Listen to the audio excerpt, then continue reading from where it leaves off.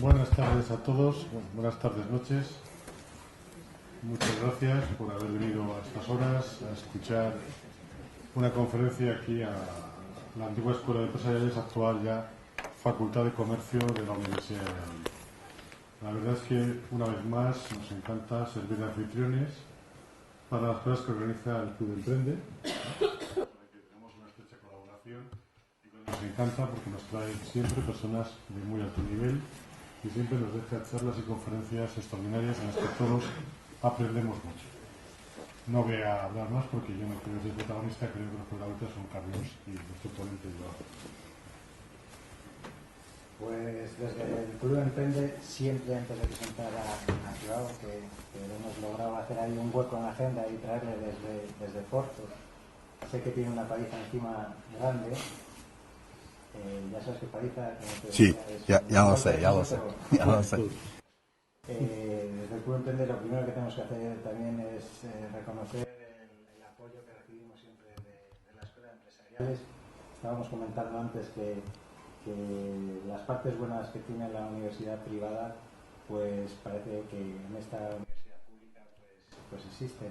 Cuando pensamos en los centros de negocio, en las universidades privadas que tienen, pues, o de flexibilidad, de apertura mental para nuevos retos, pues que cuando alguien piensa que una universidad pública y tan tradicional o tan antigua como es la de Valladolid, con todas sus tremendas cosas positivas, pues que en la Escuela de Empresariales las encontramos reforzadas y a un nivel que nos sentimos emprendedores y empresarios muy a gusto, porque nos sentimos tratados como compañeros de la lucha que nos toca vivir hoy en día.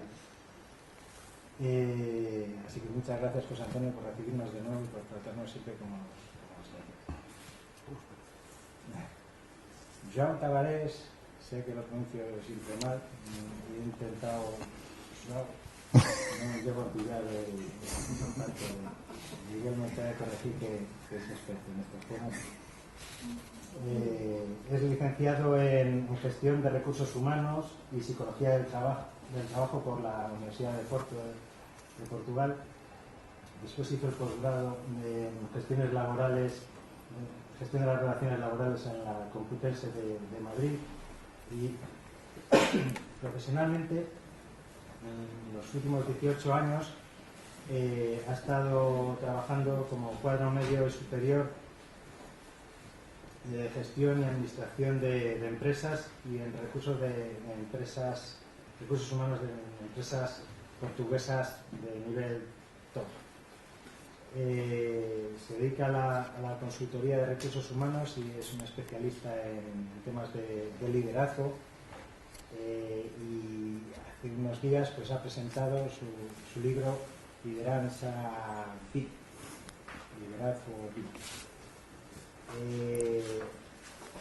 En las empresas en las que ha estado trabajando pues son realmente interesantes, o con las que sigue trabajando a nivel de recursos humanos o de liderazgo, porque algunas son de tal renombre o de tal dificultad a nivel de liderazgo y de recursos humanos como son IKEA, Continente Portugal, Toyota Portugal, Gestamp, Tupperware, la americana Tupperware que todos conocemos cuando vamos a comer un bocadillo, cosas de estas, General Electric, Johnson & Johnson, y estuvo también en el Consejo de Administración de una empresa que es realmente interesante porque es la que llevaba toda la producción de Nike, Adidas, Puma, como era el grupo Organtex, que por ejemplo en las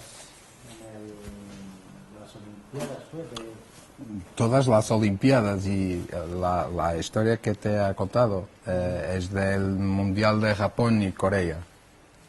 Ahí se introducieron esas camisetas. O sea que tiene un currículum muy interesante a nivel profesional y de formación, pero yo me quedo con varias cositas. Una, a los 7 años crea el Club de Coleccionistas, que tuvo varios socios. Que eran 30. Pues de esos 30 socios, todos de edad ya con sus añitos, pues no sé si llegasteis a cerrar cuando se enteraron que el director tenía 7 o 8 años. Sí, 2 años después, sí. Entonces, tenemos un especialista en recursos humanos, tenemos un especialista en liderazgo, pero tenemos un emprendedor que empezó desde muy temprana edad. A los 8 o 9 años pues ya empezó a jugar fútbol y en vez de ser portero o ser que daba los masajes o lo que fuera, pues empezó siendo capitán de todos los equipos. Y conociéndole pues te das cuenta de que no es un capitán del antiguo Sanza, sino de los de formar equipo y trabajar en equipo. Es una persona si después podéis saludarlo personalmente, pues da gusto, no solo es que tengamos una persona de alta talla aquí con nosotros hoy, sino que como persona merece la pena conocerlo, merece la pena tenerle cerca. Desde el Club Emprende tenemos relación con él a través también del CEU y de otras organizaciones, con una red que se está intentando crear de relaciones hispano-portuguesas y que, bueno, empresariales, seguro que algún día también tenemos que tenerla ahí. Pues intentar fomentar las relaciones de emprendedores a ambos lados de la frontera hispano-portuguesa. Y bueno, realmente hoy ya sabemos todos, no hace falta decir las dificultades de los tiempos, ¿no? Pero hay intereses sanos por crear, por seguir ahí intentando plantar una semilla, y un acto como el de hoy pues también denota que hay gente que está interesada en plantar semilla y en tirar para adelante. Ese es el mejor camino, está claro, no hay otro. El de cruzarse de brazos o ponernos los tímidos a esperar a ver si las cosas cambian, pues desde el Club Emprende os invitamos, y seguro que la escuela empresarial hace exactamente lo mismo. Nos lanzamos un guante para que si queréis apoyarnos o estar con nosotros para intentar cambiar estos momentos actuales, pues que hay posibilidades de poner un granito de arena y poner una semillita para que esto empiece a cambiar. Ya viene la primavera, viene el buen tiempo, también eso nos ayudará a sacar los brotes verdes algún día. Si no, los haremos salir nosotros. Muchas gracias por acudir hoy a escuchar a Joao, y muchas gracias, Joao, por haber venido desde lejos a compartir tu libro, presentarnos la oportunidad en España, y ya sabes que eres bien recibido siempre en Valladolid. Gracias. Buenas noches. En primero, agradeceros a vosotros por estar aquí. Perdone mi portuñol, mi castellano así un poco malo, pero intentaré hacerlo lo mejor posible, porque me parece que van a entender mejor mi castellano do que mi portugués. Entonces, agradecer a Club Emprende, en particular a Carlos y a David, por la invitación a estar aquí esta noche. Es un placer para mí, por la amistad con que siempre me reciben, y es para mí un gran placer estar en una ciudad que tan preciosa y que me gusta tanto. Liderazgo. Carlos ha dicho que yo soy un experto en liderazgo. No sé si soy y no sé si hay. El liderazgo es de una manera tan profundamente complejo que no sé si hay expertos en liderazgo. ¿Por qué? ¿Qué es liderazgo VIP? ¿Y por qué liderazgo VIP? Esa es una noticia de 24 de enero que ha salido en un periódico portugués que nos dice mucho a todos. La ONU ha dicho que el mundo necesita de controlar los nacimientos porque el planeta no tiene recursos para todos. Podréis ver que en una década prevése que la población mundial tenga más 1.000 millones de personas que hoy. Hoy tiene 7.000 millones. Hace 100 años tenía menos de 5.000 millones. Entonces, en poco más de 110 años vamos a crecer 3.000 millones. ¿Qué nos dice eso? Nos dice que la caracterización del siglo XXI no me parece que esté muy lejos de eso que os planteo ahí. Inseguridad total, ambiental, social, criminal, consumo excesivo de todo. Nosotros, humanos, estamos consumiendo cada vez más recursos del planeta. Agotamiento, por eso, agotamiento de recursos.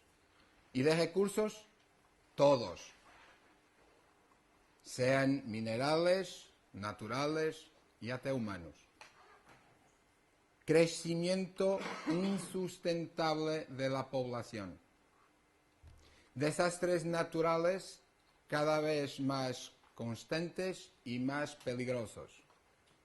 Y un tremendo problema que nos afecta a todos, pero que a nosotros, España y Portugal, Grecia, nos afecta más que a los otros. El problema del paro, del desempleo. Hoy estaba charlando un poco con Carlos en el desayuno, café de la mañana, y le estaba diciendo, ¿cómo se puede exigir a los gobiernos que hagan políticas de empleo si más de 60% de lo que nos consumimos en Unión Europea viene del Asia? Y viene del Asia, fabricado en Asia, por compañías europeas. ¿Por qué? Porque los costes son menos y el producto se queda más barato. A todos nosotros nos gusta productos más baratos. Queremos más por menos. Entonces, si juntamos a eso el crecimiento de la capacidad tecnológica que tenemos en los últimos 20, 30 años, es fácil percibir que las fábricas, la industria que más emplea, está yendo cada vez más al Asia. La tecnología nos quita cada vez más personas de los procesos. Por otro lado, eso trae desempleo a Europa. Y no es un problema solo de Europa. Pero trae más desempleo a Europa. Si hay más desempleo, hay menos recursos para comprar cosas. Si hay menos recursos, necesitamos de cosas más baratas. Si necesitamos de cosas más baratas, vamos a cogerlas a Asia. Si cogemos en Asia, tendremos que tener cada vez más fábricas en Asia. Si tendremos más fábricas en Asia, tendremos menos en Europa. Luego, tendremos más desempleo. Es un ciclo vicioso. Pero hay otro problema, que es la población mundial está creciendo de forma sistemática y exponencial. Entonces, eso nos dice que hay menos recursos para cada ser humano, cualquier que sean. Si hay menos recursos, esos recursos tendrán a ser más caros. Se tendrán a ser más caros, menos personas los cogen. Si menos personas los cogen, menos producción. Si menos producción, menos trabajo. Entonces, me parece que el siglo XXI trae nuevos desafíos, nuevas necesidades al tema del liderazgo. ¿Por qué lideranza VIP? No tiene nada que ver con very important person. Tiene que ver con vía pastoril. Pienso que en castellano se llamará vía pastoral. ¿Por qué vía pastoril? Las teorías existentes aún hoy que son transmitidas en las universidades, que todos nosotros las estudiamos, tienen una media, pienso que la más joven tiene unos 15, 20 años. Las últimas son adaptaciones de las anteriores. Las anteriores fueron creadas, desarrolladas en laboratorios, primero militares, después universitarios, y después de desarrolladas ahí, adaptadas a la práctica, a la realidad. Entonces, lo que yo pensaba cuando empecé a trabajar en eso era de hacer el proceso al contrario. Mirar a la práctica, mirar a lo que los mejores líderes que conocí y que conozco hacen en el día a día, cuáles son aquellas características que son parecidas y que son comunes entre ellos y que son distintas de todos los otros. Por otro lado, me pareció que de una forma general había muchas parecenças entre el líder, el buen líder, el que alcanza resultados y objetivos, y el pastor, el verdadero pastor de ovejas. Entonces fui por ahí buscando cuáles eran esas características y determiné 11. Les llamé fundamentos. Pienso que en castellano es igual, fundamentos. Les llamé fundamentos. Las últimas teorías dicen casi siempre que el liderazgo es situacional. Para cada situación, para cada equipo, para cada persona, un liderazgo distinto. Entonces, ¿quién manda? Quien tiene el control sobre el liderazgo no es el líder, es la situación. Lo que busqué fue una visión nueva. Que el líder, independientemente de cuál la situación y cuál el equipo y cuál la persona, pudiera tener siempre aquellos mismos 11 fundamentos. Un tercer desafío. Que esos 11 fundamentos se adaptasen totalmente a eso que son las características principales del siglo XXI. Después procuré identificar dónde se jugaban esos 11 fundamentos en el día a día. Y encontré dos arenas. ¿Arenas? Arenas de Areias. Arenas de... sí. Arenas. Como de toros. Los sectores. Ok. Lo llamé escenarios. No sé si es la palabra correcta, pero lo llamé escenarios. Dos arenas que en portugués es donde el toro y el torero se pelean. Dos escenarios donde esos 11 fundamentos se juegan. Y después, 3 posicionamientos. ¿Qué son los posicionamientos? Son actitudes, tramas, si quieren, que el líder observa para cada uno de los fundamentos para atingir un determinado objetivo con el equipo o con la persona. La mezcla de eso todo dio vía pastoril y van a percibir por qué. Porque la arena beta es la arena básica o basilar del líder. Tiene 3 fundamentos. Y los 3 fundamentos, las iniciales de cada uno de ellos, forman la palabra vía. Son 3. Importan ¿por qué llamé la arena básica o basilar del líder? Porque los 3 fundamentos que ahí existen son 3 fundamentos que importan arriba todo al líder, más que al equipo. Son lo que hacen del líder el líder. Vamos a ver. Ese es el esquema de la teoría. Tenemos visión, intuición y ambición. Eso, en mi opinión, es lo que hace del líder líder. No hay líder sin visión. Visión fuerte. Es lo que permite al líder seguir para donde quiera. Intuición. La intuición en los últimos años viene siendo trabajada y estudiada un poco por todo el mundo como siendo la nueva, el nuevo sentido.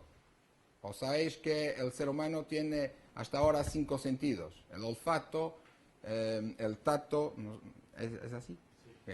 El olfato, el tacto, la mirada, el oído y el... Ya dice, el gusto. Desde hace unos 10, 15 años se está estudiando fuertemente la intuición como siendo el sexto sentido del ser humano. Y no pensando en los sextos sentidos de las mujeres, no tiene nada que ver. El sexto sentido del ser humano.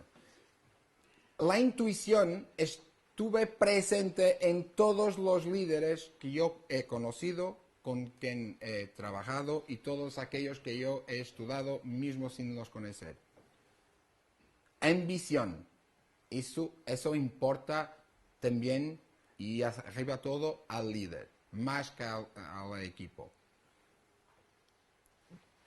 Entonces, esa arena, ese escenario, es donde el líder se torna en primera mano líder. Después tenemos la arena, el escenario alfa. El escenario alfa es el escenario agregador. ¿Se dice así, Miguel? Gracias. El escenario agregador. Es un escenario donde están presentes los otros 8 fundamentos. Esos fundamentos son los que hacen con que el equipo se agregue, se siga al líder. Que son potenciación, la capacidad del líder de potenciar a toda y cada una de las personas del equipo. La atracción, miren, desde siempre nosotros oímos hablar de líderes como... Ya vamos. Voy a encontrar la palabra. Atracción es el poder que el líder tiene para hacer con que las personas se colen a él. El magnetismo, eso es. Solidaridad. En el siglo XXI, os garantizo que no va a haber un líder seguido por personas que no sea capaz de a cada momento demostrar solidaridad verdadera para con todo el equipo. Si miráis a lo que está ocurriendo en nuestros países ahora mismo, en una crisis profunda en términos financieros y económicos, lo que más provoca las personas no son las medidas que los gobiernos toman. Para mí, lo que más provoca a las personas es que los gobiernos toman las medidas para las personas, pero se quitan de ellas. No las toman para ellos propios. Eso es lo que enfurece a las personas, no son las medidas. Si vosotros ven un gobierno que en primera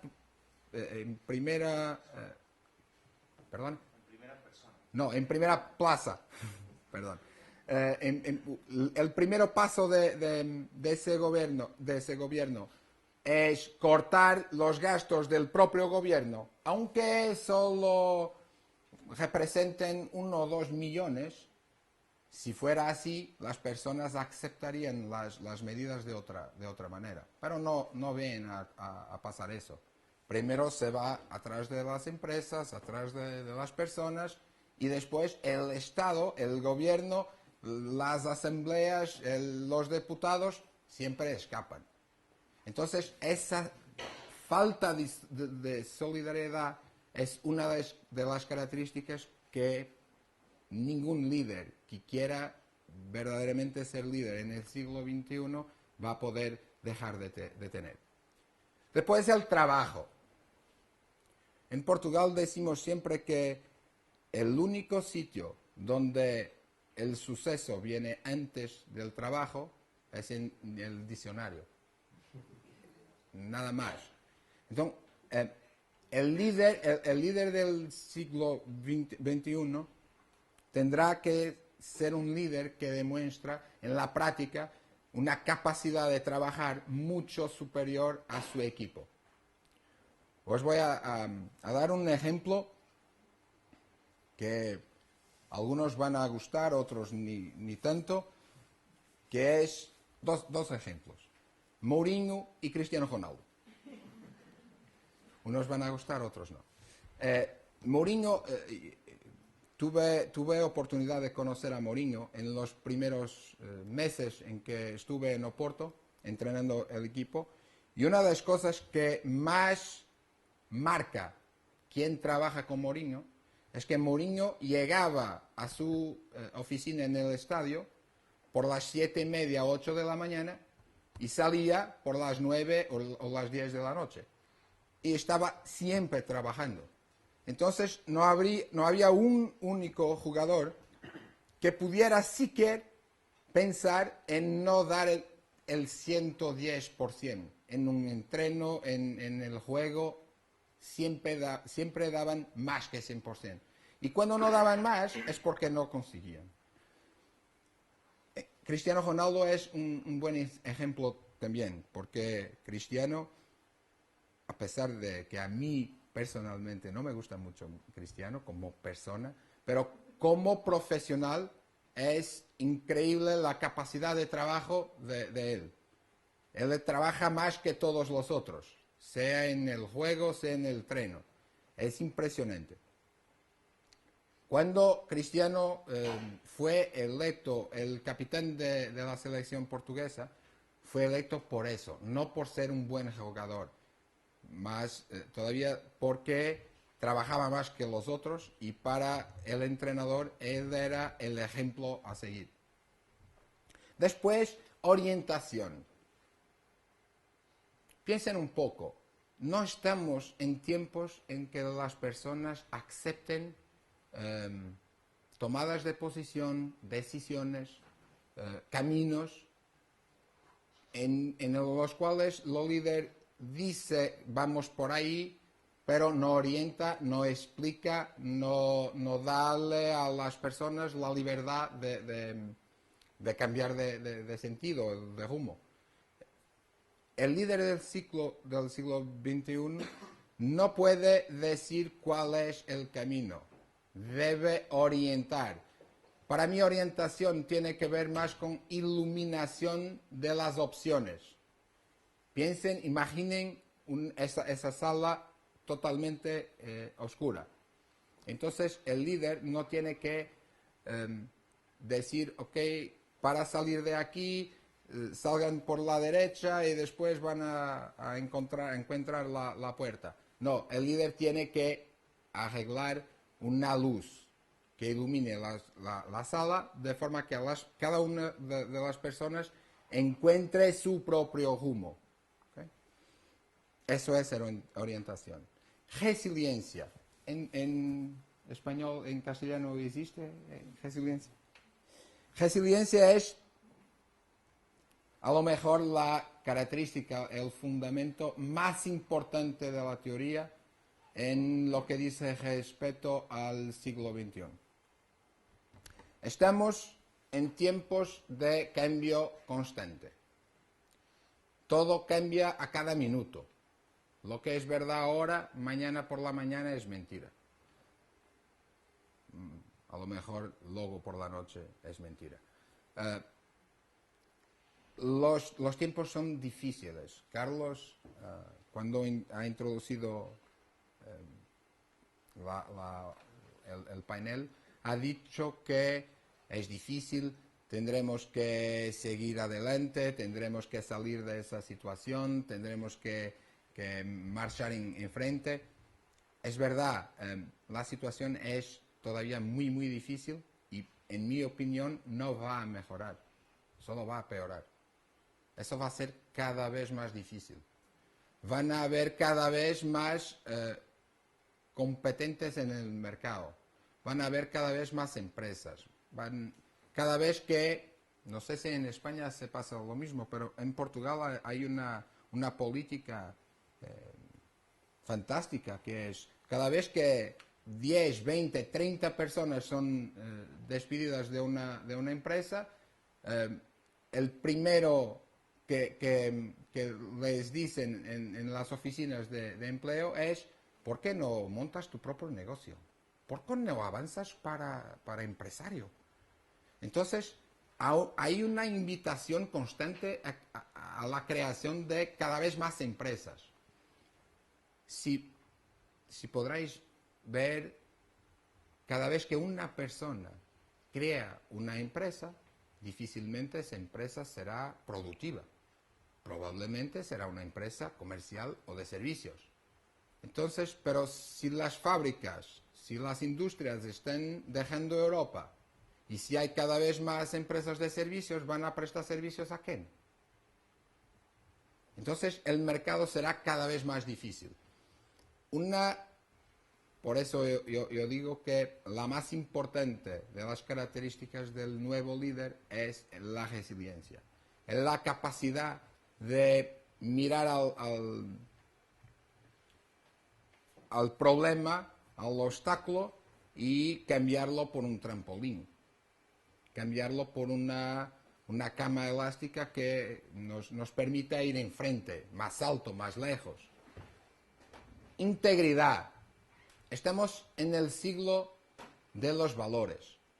Hace unos 5 o 6 años, en la Europa nórdica se empezó a implementar de forma organizada la gestión, el gerenciamiento por valores de las empresas. Aún está un poco lejos de nuestra realidad aquí en el sur, pero cada vez más empresas se orientan para el gerenciamiento por valores. No hay valor ningún en un ser humano más importante que integridad.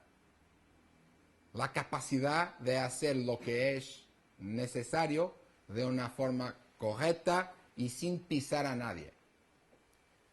Finalmente, el fundamento libertad. Digo siempre para esquematizar y para demostrar qué es eso de libertad, una vez que pensamos todos los días que la libertad es un valor que está más que conquistado. En una empresa donde estuve trabajando hace unos años, he implementado el sistema de máxima libertad, máxima responsabilidad. ¿Qué era eso? Todas las personas, independientemente de su cargo, de su función, de su puesto, de su senioridad, de sus conocimientos académicos, independientemente de todo, todas las personas tenían libertad total para hacer cosas nuevas. No interesaba o qué. Lo que les pedía era que a cada mes planteasen una novedad en su trabajo, en el trabajo del compañero del lado, en las ideas de la empresa, en los productos, en los proyectos, lo que fuera, pero una novedad. Y tenían libertad total para cometer errores. Atención, errores no son tonterías. Una cosa es yo no saber a partida que algo que quiero crear de nuevo puede no funcionar. Eso es un error. Pero si hago algo que sea la partida que no va a funcionar y que va a crear problemas a la empresa, es una tontería. Para eso no había libertad. Pero había libertad para coger riesgos y para hacer errores. ¿Por qué? Porque yo pienso, ya pensaba en la altura, que las grandes ideas solo salen de grandes riesgos. No salen buenas ideas de procesos estudiados y hasta el final, seguros, segurísimos. No, las grandes obras primas nacen de locuras, de pequeñas locuras. Entonces, toda la gente era invitada y tenía libertad para cometer pequeñas locuras. Fue muy interesante ver que en los primeros 6 meses no hubo una única, porque las personas quedaban en el pasado y diciendo, no voy a arriesgar eso porque puede dar mal y no sé si esa libertad no es solo discurso, no es solo hablando. A los pocos se fue cambiando persona a persona. El primero que cometió una pequeña locura y corrió mal, no tuve ninguna mala consecuencia internamente, fue premiado y de ese premio se nació las nuevas ideas.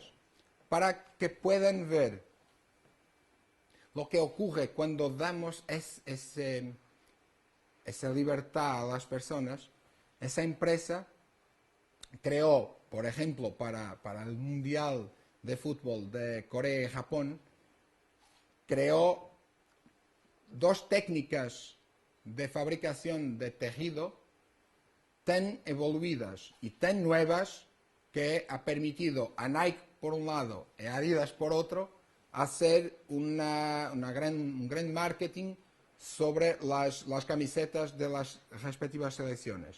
Las de Nike tenían una característica que, a ver si sé explicar, una característica que permitía que el sudor saliese de la camiseta, pero que la humedad no entrara. Las de Adidas fue creada una zona aquí junto al tórax de pequeños rasgos, unos pequeños furos. ¿Cómo? Agujeros. Eso es. Unos pequeños agujeros que permitían que hubiera una troca de calor entre el cuerpo del atleta y el exterior, manteniendo la temperatura ideal en el cuerpo del atleta. 2 años más tarde, para la CAN, para la Copa de las Naciones Africanas, hicimos para Puma unas camisetas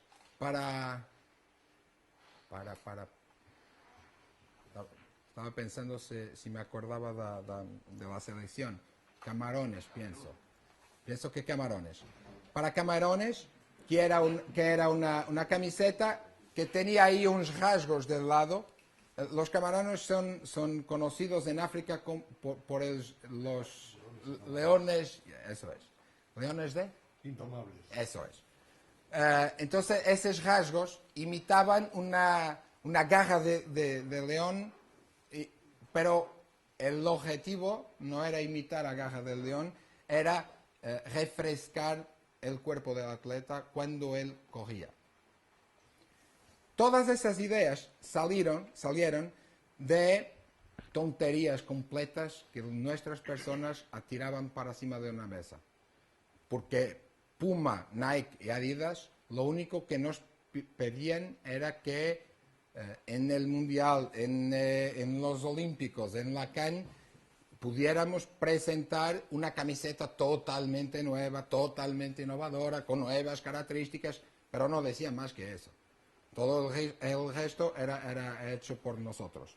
Entonces, dejó de ser un departamento de la empresa, lo de innovación, a crear eso, pasó a ser toda la empresa, a dar ideas de creación. Esa es la libertad que es necesario obtener en los equipos en el siglo que ahora estamos viviendo. Pero para mí también es claro que esos 11 fundamentos para cualquier líder de cualquier equipo, en cualquier situación y con cualquier persona funcionan. Y funcionan siempre. Pero es verdad que por veces el líder tiene objetivos distintos. El líder puede utilizar la visión para plantear al equipo lo que hay que alcanzar. Pero puede utilizarlo de 3 formas. Y fue así que se crearon los posicionamientos. Los posicionamientos son el tipo de lenguaje, de comunicación, de postura que el líder tiene para plantear uno de los fundamentos. Entonces, él puede utilizar la visión como oveja frontal, la oveja de la frente, y plantea visión como una transmisión de su visión. Pero puede plantear visión como el perro pastor, al lado del equipo. Cuando hace eso, él tiene como objetivo que el propio equipo empiece a pensar en su propia visión, empiece a vestir la visión del líder y a cambiarla por la suya. Y finalmente, él puede utilizar visión con un posicionamiento de pastor. ¿Dónde va el pastor? Por detrás. Cuando él utiliza visión con el posicionamiento del pastor, lo que él quiere atingir es el objetivo de la generación de nuevos líderes con nuevas visiones dentro del equipo. Entonces, esa mezcla de posicionamientos con fundamentos es lo que hace con que el líder, para diferentes objetivos y en distintos momentos, pueda utilizar siempre los mismos fundamentos, pero asimismo atingir objetivos distintos. Entonces, esa es la teoría. La teoría un poco más compleja que eso, pero he prometido a Carlos que me quedaría callado el tiempo suficiente para oír y responder a vuestras preguntas, por lo que ese es el resumen de la teoría. El libro no existe en físico, no es un libro de papel, es un libro electrónico, solo existe en net. Está presente en todas aquellas librerías de web. La teoría está hoy siendo testada, si quieres, en el terreno. Estamos empezando con 3, 4 empresas a entrenar líderes por esa teoría. Pienso que en unos 6 a 9 meses vamos a tener datos concretos de los cambios que los equipos han hecho después de entrenar la teoría y después del cambio del propio líder. Ahora me pongo a vuestra disposición para preguntas, para charla, para discusión. Gracias. Sí, una pregunta. Viendo estos posicionamientos, ¿puedes darnos ejemplos de qué posicionamiento para determinados objetivos hay que poner como objetivo? Es decir, si tú quieres un posicionamiento de oveja frontal, como has dicho, o de perro pastor, o de el ir por detrás, ¿no? Sí. ¿En qué situaciones dentro de una empresa hay que usarlo? Básicamente, tú adoptas un posicionamiento de oveja frontal cuando tienes que traer el equipo por detrás de ti. Cuando tienes que ir a frente, ir por de frente. ¿Por de frente? Por de frente. Eso es, marcando el camino, ir por de frente para llevar el equipo atrás de ti. ¿Por qué? Porque el equipo aún no conoce lo que vas a implementar o está titubeante, está con miedo de la implementación, entonces tú vas por delante. Más en 2 o 3 días, si las cosas cambian, para que el equipo gane, al contrario, pierda el miedo y gane consistencia, rápidamente tienes que posicionarte como perro pastor, al lado, acompañando, viendo qué hacen y controlando y orientando. Y en unas horas, con suerte, con mucha suerte, en unos días o meses, vas te posicionando y movimentando para detrás, para dejar que salga la libertad para el equipo. Si quieres, te doy un ejemplo del propio pastor. Él va por delante en los primeros pasos del camino para llegar al prado verde. Pero cuando está casi llegando al prado, él sale por el lado y pasa para detrás. ¿Para qué? Para quedar libres las ovejas, para que decidan ellas propias cuál la hierba que quieren comer. En una empresa es rigurosamente lo mismo. Tú tienes que, si es necesario, provocar el arranque, el empezo del equipo, tienes que ir por delante. Pero después rápidamente tienes que lateralizar y ir para atrás. ¿Por qué? Porque si no haces eso, el equipo no desarrolla. Jamás será capaz de ir sola. Yo pienso que el principal objetivo de un líder es crear nuevos líderes. Ese es el objetivo principal. Cuantos más líderes él tuviera en el equipo, mejor él podrá alcanzar los objetivos. Entonces, para crear nuevos líderes, tienes que muy rápidamente salir de frente, pasar por el lado y pasar por detrás. ¿Vale? Sí. ¿No es posible que esos líderes que vayan saliendo también puedan tapar también al resto? Tapar. Sí, que no dejen... Siempre el viejo miedo de los líderes, que venga un que sea mejor que yo.